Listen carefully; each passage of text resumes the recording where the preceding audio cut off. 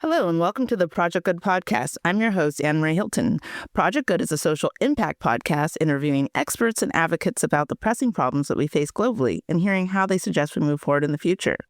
The Project Good podcast is brought to you by Project Good Work. The goal of this podcast is to inspire people and organizations to develop a mindset that can move others to positive action regarding the complex social issues facing people and the planet. For October, we're focused on the road ahead with Dr. Zara Lurman. It's no secret that as a planet and global society, we're facing catastrophic issues. According to a recent report from the Geneva Academy, there are more than 45 armed conflicts currently taking place throughout the Middle East and North Africa and the following territories: Cyprus, Egypt, Iraq, Israel, Libya, Morocco, Palestine, Syria, Turkey, Yemen, and the Western Sahara. There are 35 non-international armed conflicts taking place in Africa. Asia has 19 non-international armed conflicts. Europe has 7 armed conflicts, and there are 6 non-international armed conflicts taking place in the region split between Mexico and Colombia. And the United States is in a state of political upheaval and distress. With so much conflict and opposition, how can people come back together for the better? Today, I have the pleasure of interviewing Dr. Lurman, who may hold one of the keys to the answer. She's a world-renowned chemist, educator, author, peacebuilder who has pioneered the use of science diplomacy to foster dialogue and collaboration in the world's most volatile regions. As founder and president of the Malta Conferences Foundation, she brings together scientists from countries in conflict, including Israel, Palestine, Iran, Iraq, and across the Middle East, to work side by side on scientific challenges that transcend borders from water scarcity to nuclear proliferation.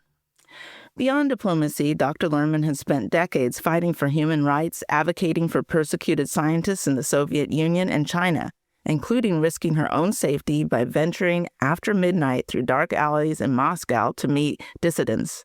She's also the author of the memoir, Human Rights and Peace, a personal odyssey, which shares the dramatic true story behind her life's work.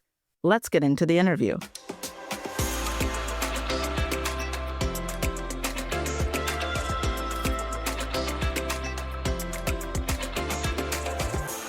Born in Israel, a region known to understand conflict, Dr. Lurman developed groundbreaking methods to teach science through arts, which has helped change the world for good. Dr. Lurman's work has changed the lives of underprivileged children, including homeless youth and incarcerated individuals. By making chemistry accessible through music, dance, and visual storytelling, her work has been recognized globally, including multiple Nobel Peace Prize nominations. The U.S. Presidential Award being given to her by Bill Clinton for mentoring minorities in science, and the prestigious Andrei Sakharov Award for Human Rights from the American Physical Society. She has also been honored by UNESCO, the U.S. State Department, and leading peace and science organizations worldwide. In 2025, she was awarded the International Advocate of Peace Award. Previous awardees include Bill Clinton, Jimmy Carter, Bishop Tutu, and Sir Paul McCartney. Welcome, Dr. Lurman. Thank you very much, Marianne, for inviting me to join your program. Yes, I'm very excited about our conversation. But before we get into the interview, I always like to understand the heart of who I'm interviewing. And so I would like to know what your childhood was like and how did it shape you to become a scientist and embrace creativity and have this deep love for people? My childhood was wonderful because we were a developing country. We had nothing. So as children, we had to be very creative to even have toys. We didn't have toys. Only children that had relatives in America were getting care packages with toys and clothes. Well, for us, clothes was rationed. So, but I think it was a wonderful childhood because we could do what we wanted and really develop a lot of things like toys We had to create them. We had to create group activities by ourselves from a very young age. And I think that this is developing a very special character, but it's really developing the creativity in you because you have to be very creative to make toys from nothing and teams from nothing. And I think it's much healthier than what I see. I have a school next to me and I see the big SUV. Every SUV is a mother waiting for one child, grabbing them when they come out of school directly home so they can drive them to the next program that they arrange for them. We did not have, our parents were very busy. They did not arrange programs for us, so we had to arrange it. And I think it was a very good childhood that probably is responsible for all the different things I did in my life. In addition, growing up with a family of activists, I remember till now that by the age of 6, I graduated from kindergarten in one day. I went and I saw the teacher pinching a child, and I came home and I said, I graduated, I'm not going back. And my father said, what do you mean you're going? I said, I'm not going back. So he said, what are you going to do? I said, you are very influential in the politics, so you arranged for me to go to first grade. And this what happened. I was the youngest one, and I went to first grade. And I remember that by the age of 6 for my birthday, I got up in the morning and I had in my shoe an envelope. I opened this envelope and there was a letter from my father. And this should give you the idea how I grew up. The letter said, today is your birthday. I hope you will grow up to be loyal to your country, to your nation, and to your family. 6 years old. And probably here somebody would get a teddy bear for their birthday. But anyhow, it's be loyal to your country, to your nation, and to your family. And for your birthday, I give you this amount of money. But you have to divide it to 3. One part you have to give to the National Fund to plant trees. So we are helping the arid land to become green. One part you have to donate to the children from the Holocaust that are orphans and lost their parents, so they can have some things that they need. And 1/3 you can do what you want. When you grow up like that from the age of 6, you grow up very differently. I would say so. Wow. Yeah. So this was really shaped my life.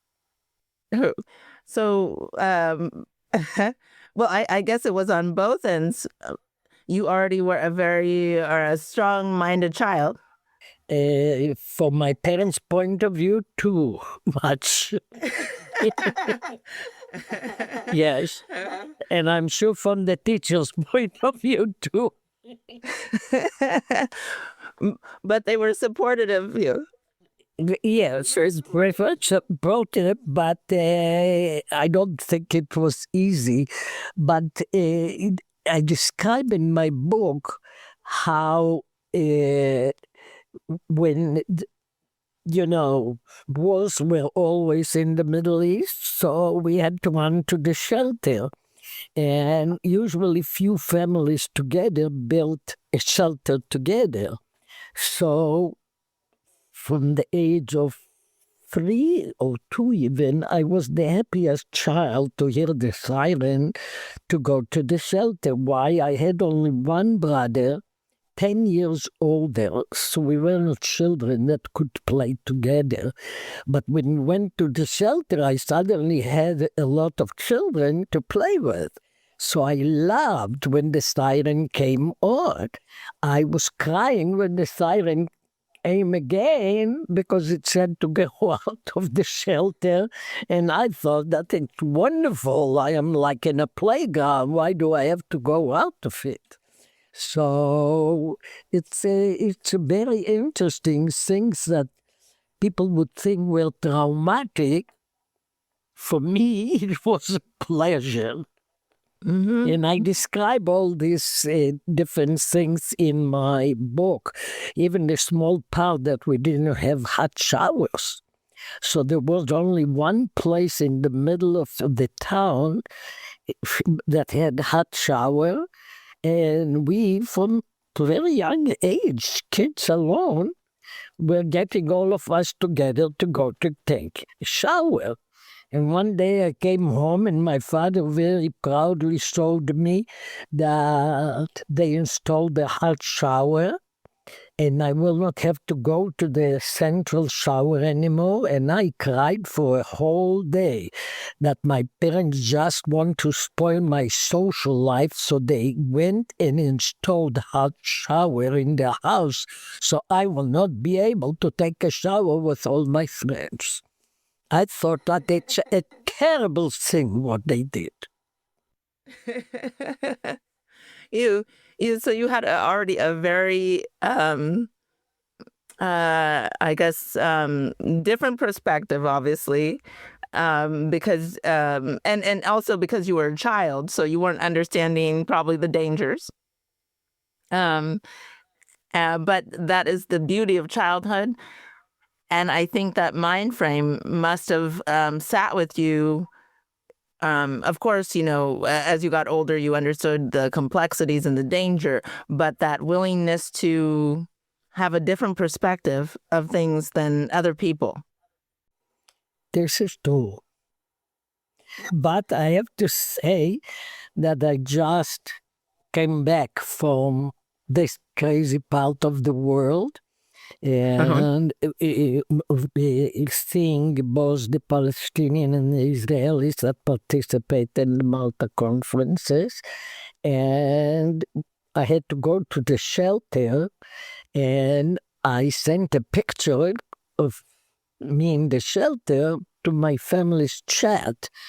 And my daughter-in-law wrote back to me and said, "Why, if you are in a shelter, you look so relaxed and happy." So I heard something that was still there from the childhood. She said, "What are you happy? What are you saying? Because you're sitting in a shelter." I read it in the shelter and everybody started laughing from this comment. Yes. Well, that's I guess that leads me to my next question. So, I guess as you grew up then, and you were living in this region that was known and is still known for high conflict and I would say adapting to life in a whole different perspective and then also, I guess, as you're growing up, I guess, why did you pick science, or did science pick you? I think science picked me. I think I knew that I'll be a scientist from the age of 2. I was fascinated by twins. I had identical twins. So by the age of 2, I was bothering my parents, where is my identical twin? And they said, "You don't have one." So I was sitting for hours in front of the mirror, and I thought that my identical twin is there. I'm seeing her, and my parents said, "It's you." I said, "If it's me, how am I there? How can it be that I'm there?" And I was opening the door where the mirror was on, and I didn't see anything. And I said, how can I be there? And was asking very complicated question. Or I remember by the age of 3, suddenly we got some books. And my father was listening, and I heard that the box said, "This is the voice of Jerusalem." I lived in Haifa. So I started saying, "Voice of Jerusalem? How can I live in Haifa and hear the voice of Jerusalem?" So I was asking these questions from a very, very young age.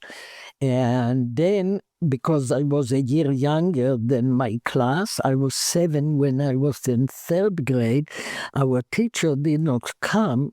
So the principal came in and said, "You are now following me to 8th grade, where I have to teach an algebra class, and you will sit on the floor around and be quiet." And this is what we had to do. We came, we sat on the floor, and he was teaching an algebra class, and he put a question, and he said, "Who can solve it?" And nobody in the class could solve it. After 3 times asking, I raised my hand. I said, "I can solve it." And he said, "You? Did anybody teach you algebra?" I said, "No, but I know to solve your problem." So he said, "Get up and come to the blackboard." I came, and he gave me the chalk, and I solved the problem. And then he started telling me in every language in the world how excellent I am, and sent a letter to my parents with a sentence from the Bible that said that I am like a tree growing along the water, and wow. So science found me from a very young age. I did not have any doubts that I'll be a scientist. Okay. Well, then how did you then, because this is just for most people who are on the, like in the scientific field, tend to be always thinking more on a, I guess, linear perspective. And you have incorporated art and dance, and, most artists and a lot of dancers tend to, I guess, it's kind of like the right brain versus the left brain. So, how did you find that you, I guess, liked dance besides, of course, maybe going out and partying? I did research, and those asked me to explain on isotope effect at Cornell University, Northwestern University in the US, and the Swiss Polytechnic in Switzerland. And then I was very bothered with the fact how so many people stay away from science, and especially the fact of the underrepresentation in the scientific community of a lot of groups. And because, as you mentioned, I worked for years in human rights and saved a lot of people. This is why I got the Andrei Sakharov Award. I always said that science education is a human rights that belong to all. And the president of Columbia College in Chicago, that was a visionary, made me an offer. In Columbia College was an open admission, very high minorities, School of Art and Communication. And he offered me to come and start a science and math department from scratch to do what I want. And I knew one thing, that my students cannot be taught the way I was taught, because the people that know for a very young age that they will be scientists, even the worst teachers will not persuade them otherwise. And I had bad teachers. Also, they had PhDs. So I really debated how will I teach. And the first class that I taught was chemistry in daily life. And I put an equation, and I realized a lot of blank on the eyes, and one of my dance students got up and said, "Oh, I know how to choreograph this as a dance." I said, "Really? How will you choreograph?" So she asked the people to get up and she assigned chemicals and they danced the reaction, and then everybody said, "Oh, this is how it works. Now I understand it." And then I tried to explain something on crystals, and one of the art students got up and we had a projecting microscope that he put a drop of a solution on the slide, and it looked like the Japanese flag with a round red spot in the middle, and then purple feathers started coming out because the water was evaporating, and it was like somebody's painting a modern painting in front of you. And I said, "Oh, it's beautiful," and all the students wanted to know about crystals. So I said to myself, I better learn from my students how to teach.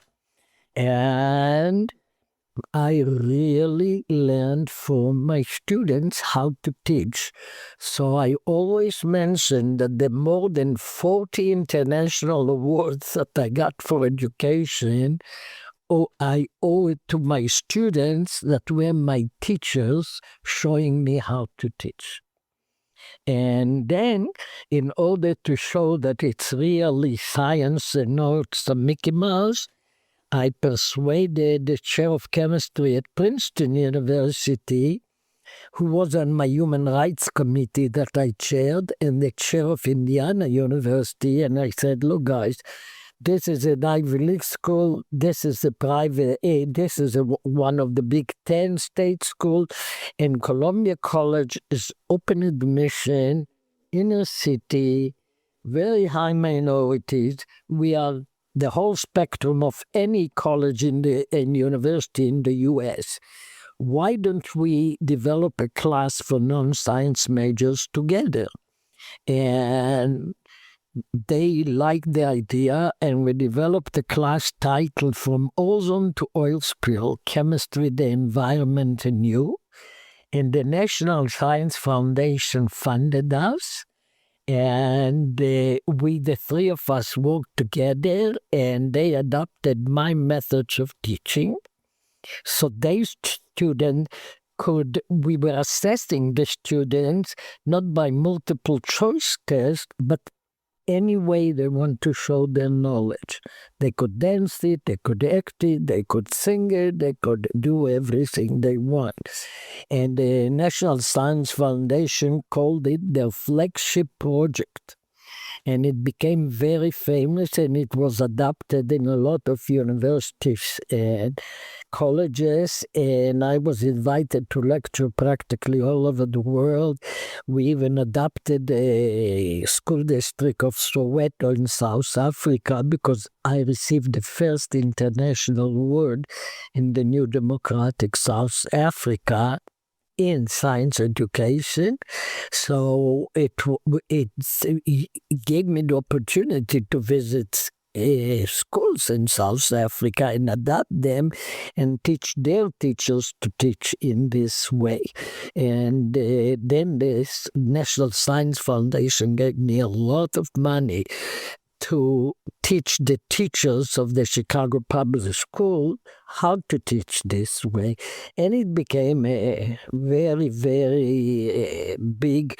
The president of Columbia College asked me after I chaired for 10 years the Science and Math Department, to open a science institute with a graduate school that will allow people to learn how to teach and become science teachers. And it became very famous. So but it started from me deciding that also I love research, but I have to do something with the fact of the underrepresentation of a lot of groups in the scientific community. Yes, and that kind of goes off of today's, like, I guess, push for STEM. I guess just as a side opinion, I guess, what do you feel about, today's approach, I guess, specifically in the U.S. On the push of STEM? Do you feel that, that it's being done correctly, or that it needs to be thought of a little bit differently? The problem in education is not the students. I was interviewed on, what was it, ABC? There was a program, Someone You Should Know, in Chicago. And I was interviewed there, and I said, if you will bring the best teachers to the inner city in Chicago, you will get the best students in the inner city in Chicago. If you bring the best students to the northern suburbs, a very rare at best teacher, and you put the worst teachers there, what do you expect? So I feel that it's the quality of the teaching that, because I got the Science Institute that I was the head, we got a lot of money to build STEM academies in the inner city of Chicago, in school that were infested with drugs and gangs. And nobody wanted to go to these schools if they wanted to study. And we built these academies, and it became so famous that students wanted to go there, because graduation percentage in Chicago public school is very low. But from our academy, it was 98%, and 98% went to college. So, but when the superintendent of the school changed and felt that science is not the most important, I always said he probably flunked science, so therefore he thought it's not important. Therefore, I will not say who he was, but all that disappeared. And this is the problem with education, that all the time the top, that is really politics, when it changes, good things that are proven that are working are disappearing. And this is the problem with education. Yes, and I would say that if I was going to do a comparison, that sadly, that teaching it was your first war zone. It was, oh God, was that the war zone? You cannot believe when I, the first time, came to give a lecture in a scientific conference before I involved Princeton in Indiana, I was almost attacked by the scientists. How dare I to teach science like that?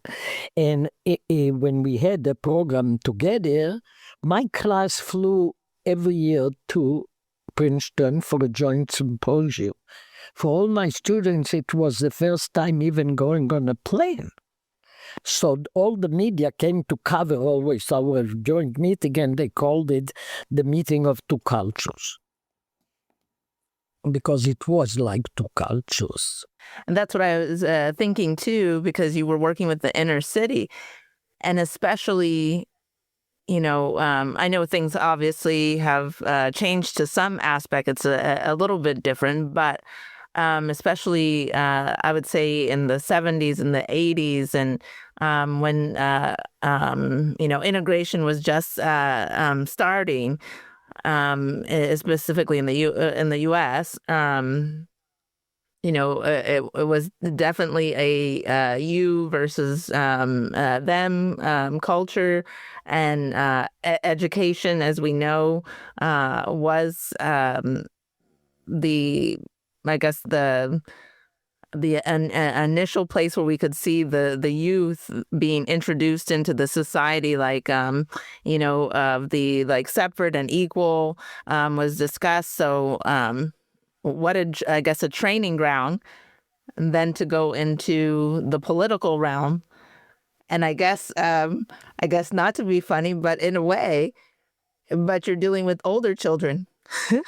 that still don't want to share and have these conflicts, but unfortunately they have weapons. Yeah, but I just want to mention that in my book, also it's titled Human Rights and Peace, there is a huge chapter on my way of teaching with examples of how the theater students dealt with it, how the dance students, how the music students. They are all examples with pictures. So for people that would like to teach, we worked with the parents too, because we felt that it's important for the parents to be able to help their children. So it's all that described in a very long chapter in this book too, and it showed how, and I always used to tell my students, what you learn in my class is really critical thinking, and they loved how I pronounced it. So they were making fun of me all the time, imitating my accent and saying, critical thinking is important. But I have very successful students in Hollywood, in a lot of places. I was invited to the Emmy Award when one of my students got it, and he said that they all say that their success is the critical thinking that they learned in my classes and the projects in their major that were communicating science. This would help them to be so successful in their own field. Yes, no, I was, as you were talking and telling your stories, I was seeing how then how you took the learnings from the classroom and then put it onto the political stage, because it's all dealing with people. And so what then made you in your life, or what, I guess, was it did you have an epiphany day, a personal movement in your heart? What made you turn to the political parts of life, or what made you start fighting for human rights? I know that you grew up in a family that was like that, but as an adult, what made you actually do that, take that route? Scientists were targeted in a lot of countries, and especially in the Soviet Union, and then in China after Tiananmen Square, and a lot of them were their human rights was abused. And the American Chemical Society nominated me to be the chair of the Committee on Scientific Freedom and Human Rights. And I chaired this committee for 26 years. Usually you chair a committee for 3 years.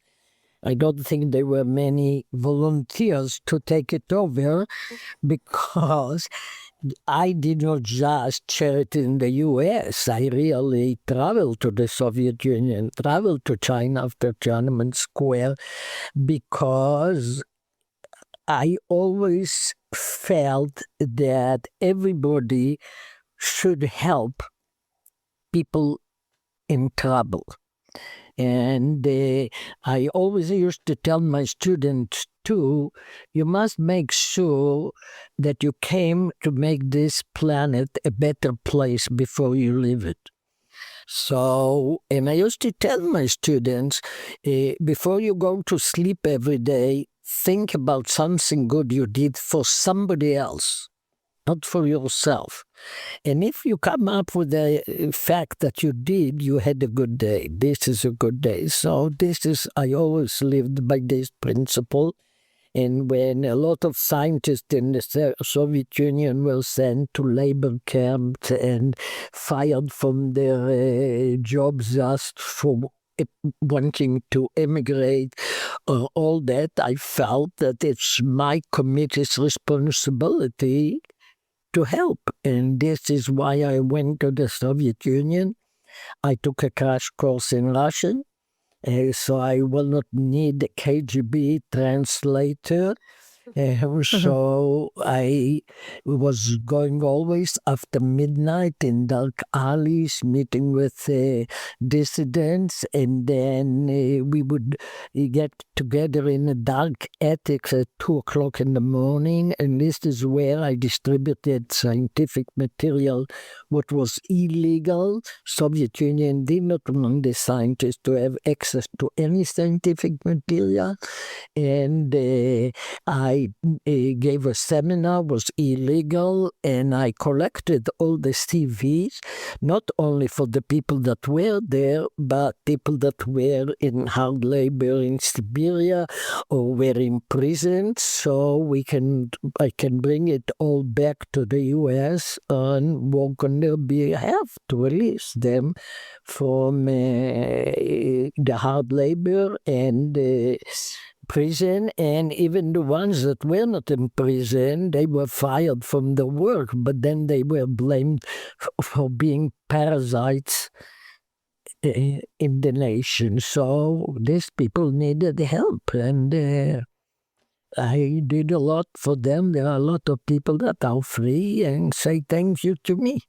So this is, you have a good, in there, as I said, and in my book, there is a lot of, there is a big chapter about that, all the risks and dangers that it took. But there are some funny stories about that happened with the people when they were released. So it's in my book. People should read the book. Yes, definitely. And see how it's a book that calls, it's a memoir. It has in that romance and all that. I did not neglect that part of my life. I was gonna ask, not about the romance necessarily, but I guess as a woman, and you know, when we look back, you know, and still women, as we see in society, are having, you know, difficulties and conflict.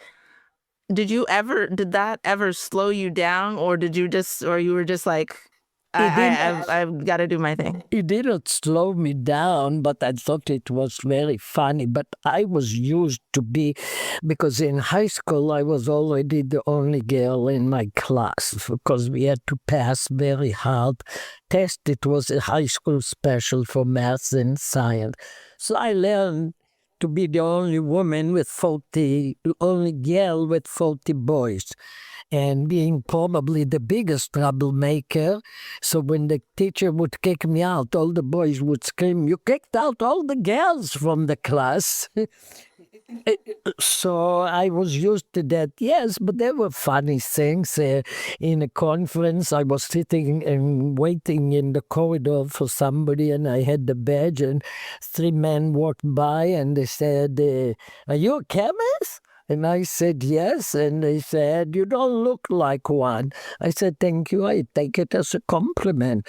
And I remember my husband, who passed away not long ago, used to accompany me. He was an economist, to a lot of conferences. And the chemist and all these conferences would explain to him about the research. And he said, "I don't understand what did you talk to me. She's the chemist and not I." But it didn't matter. They continued to talk to him, not to me. And we were laughing because he didn't understand one word what they were talking. So, but we took everything as funny, that you can do a comedy out of it. So yes, for sure, I grew up since my high school days, where I was the only girl in my class. My mother used to make fun of me that every teenager girl has her best girlfriends, and my best girlfriends are boys. Well, I guess, and if in some ways, it made you really be able to understand men. Oh, no doubt.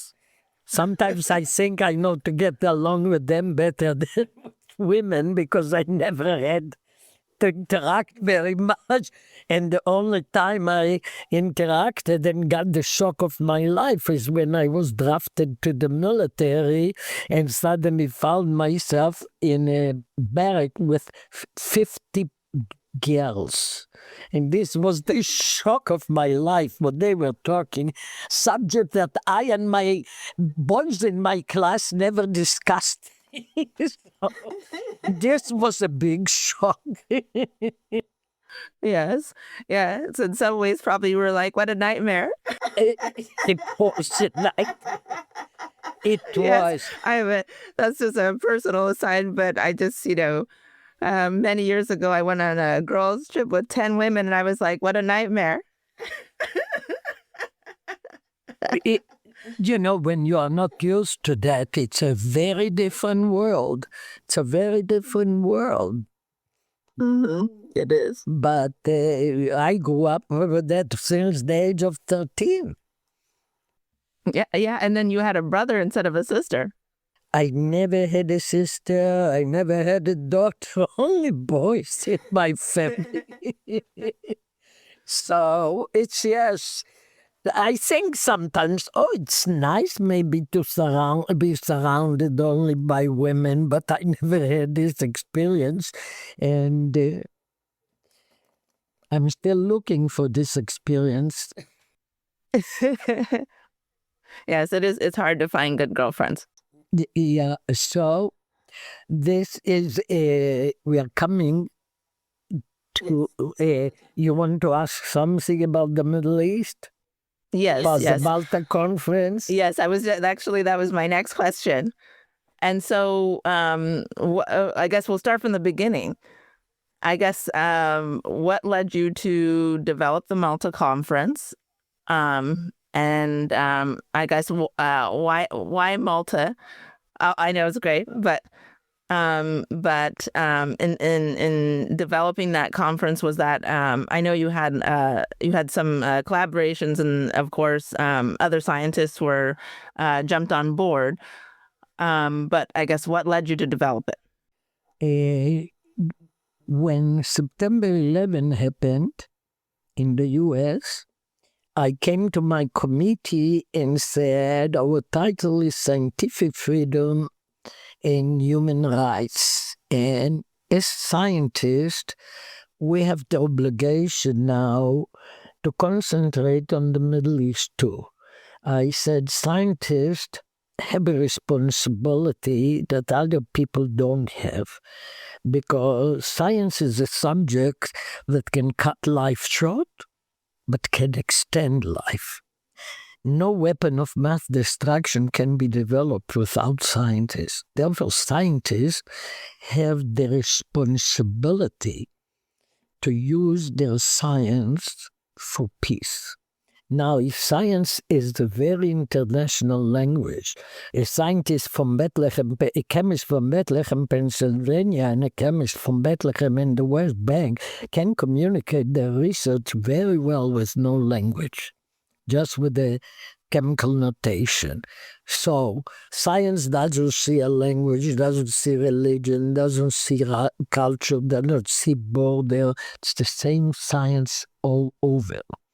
And therefore, I thought that if we have a conference, when we bring together scientists from all the Middle East, really all the countries in the Middle East with no exception, well, sure, the Israelis and the Palestinians, but so is the Iraqis and the Syrian and the Jordanian and the Egyptian, all the countries in the Middle East for 5 days, no accompanying members, not to dilute our solution, our interaction.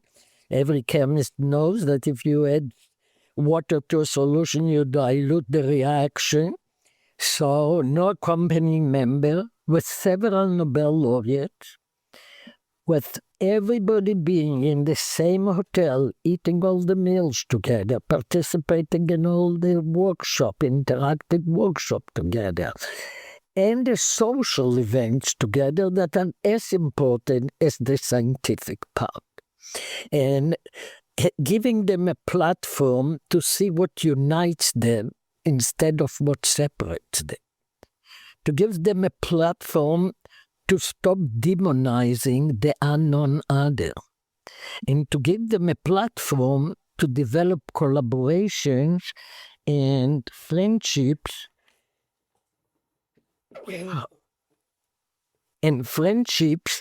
that can overcome the chasms of distrust and intolerance. And it worked. The first time we had the first conference on the island of Malta in 2003. Why Malta? Because it's an island, and in my mind, an island is safer than a mainland, because this group of people, who knows who would like to attack. So I thought an island will be safer. It was in the midst of the Intifada. The Intifada is the uprising of the Palestinian, with a lot of suicidal bombs that were in all the restaurants in Israel and the buses and all that. And we needed security for a conference like that. So I thought Malta will be a good place because it's an island. And we had the first conference in 2003, and I thought I'm organizing one conference. And it was unbelievable, because at the end of the conference, it looks more like a family reunion, saying goodbyes with tears in the eyes, than a meeting with scientists from countries that are hostile to each other. But what I didn't take into account, that they will vote to have another one, and another one, and another one. And it's going on since 2003. It got the name the Malta Conferences because the first one was in Malta. The first and the second was in Malta. The third was Istanbul, Turkey. The fourth was in Amman, Jordan. The fifth, we were invited to UNESCO in Paris, to their headquarters, because it was the International Year of Chemistry declared by the UN. And they wanted the Malta as one of the last events, like the finale of the Year of Chemistry. Then for Malta 6, we went back to Malta. Malta 7, we went to Rabat, Morocco. Malta 8, 9, and 10, we went to Malta again. And now Malta 11 is going to Baku, Azerbaijan. So, and there are a lot of very positive collaboration on water, on education, on energy, and all that. I'm going back. Is described in my book that just came out in paperback, because they sold it very expensive with this hardcover. So yes. Now it's in paperback, very reasonable. And I recommend for people to read it, because it starts with my childhood and has education in that, and the fight for human rights and the fight for peace. And it can show everybody that they can do something to make the planet a better place. You can see what one woman that came to the U.S. as a single mother can do to make the planet a better place, so everybody can join me. I suggest they read the book and join me in the effort to make the planet a better place. Yes, you've had an outstanding life. And I love that I didn't think about it, but when I was thinking back to my own chemistry and science classes, of how much that science, and especially chemistry, it's a language. You have the formulas, and having that language being able to be translated across borders, right?